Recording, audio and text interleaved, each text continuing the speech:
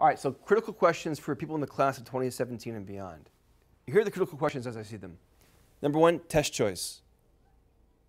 Current or redesigned SAT?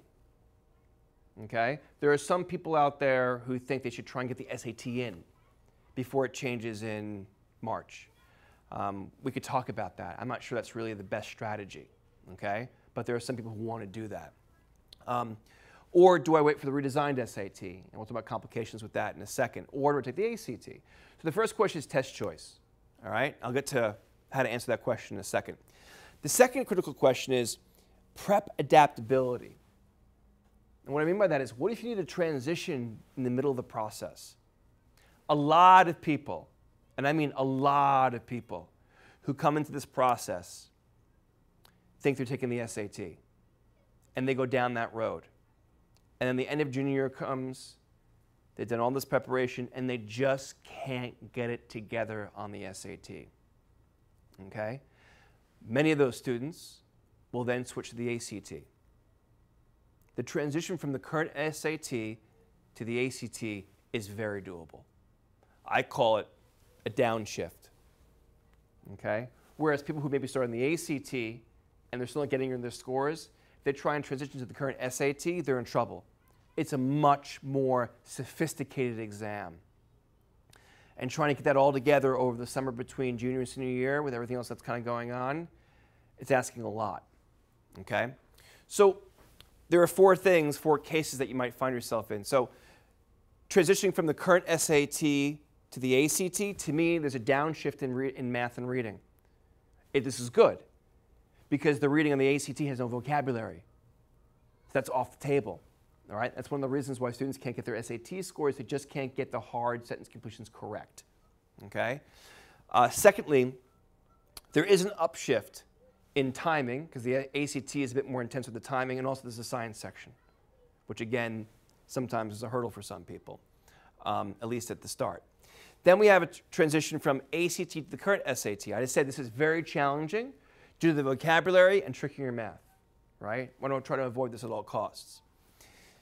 Then another possible transition is going from the redesigned SAT to the ACT. This, in my opinion, is much more seamless because the new SAT looks a lot like the ACT. So the skills are virtually the same, all right? However, there still will be the timing and science factor to work with because the timing on the SAT seems like it's going to be somewhat akin to what it is right now, more time for fewer questions. So that will be a bit of a shift in the ACT. And then lastly, the ACT to the redesigned SAT, to me this is the most doable, okay? With the only factor being the no calculator section. So if it was my kid, and I'm looking at the process right now, right, and she's in the class of 2017, and I'll talk about this again in a second, but I'm asking, is the ACT a fit for my kid? Knowing what I know about the new SAT is if she has to transition, the transition to the new SAT will be very easy for her. Okay? All right, the third critical question, materials. If you do want to commit to the new SAT, how will you manage the resources? There's no material. I know Khan Academy is coming out with 5 million problems, but how many mock tests do I have? Right now I have 30 past SATs in my test bank. A lot of exams. Right? Material is not a question. It's a big question mark right now for the redesigned test. Okay? Now, on top of that, they've released a PSAT. I was mentioning it earlier. I've been doing it. But there's no scale. I have no idea how I'm doing on the new test. And that scale is not going to be released for a little while. So even if I'm like, getting all but one right, sorry, all but one wrong. No, that's right, all but one right. I'm getting all but one. Yeah, I'm getting everything right except for one question. All right.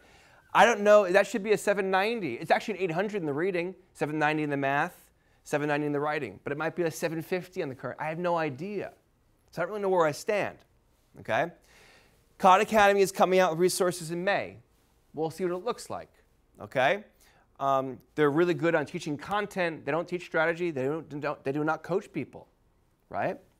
And then you have the College Board book coming out on June 30th, as I said earlier, right? Now here's another thing too. Score release and use for the SAT. I was talking to one of my, who was I talking to? I was talking to actually a college counselor at the YK Pao School in Shanghai last week. She just came back from the College Board conference.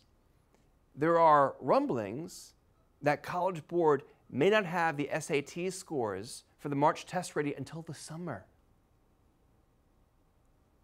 Usually, it takes 3 weeks to turn it around. It's always the third Thursday after the exam, unless it's Thanksgiving, and it's that Tuesday of that week. ACT turns it around in 2 weeks. There's no way in hell I want to go into the summer not knowing my scores, because everything is based on incrementalism, building off of what I did last time, what can I do better, so on and so forth. Okay? That's a big question mark, right? And then secondly, score use. How will schools use the scores? I've heard two things from trusted counselors.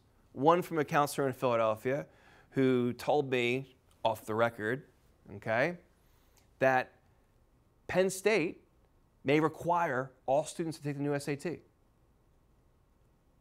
That's interesting. I don't know how viable that is. I mean, you have kids who have taken the exam early in their high school career. I know a kid took it as a freshman, got like a 2400, right? You gonna make that kid take the SAT again? Right? So that's one question. Again, it's a rumor. And then the second one, a counselor I know in Brooklyn, New York, in his conversations with schools, he said they want to see the new test. Right? So what I've been doing is I've been going on some of the school websites and seeing if they have their policy up for the new exam. And for what I've seen so far, like I went to Harvard's site, for example, they said they'll take any administration, which to me seems like the fair thing. Right? But until schools kind of come out and say what they want, it's just a question mark.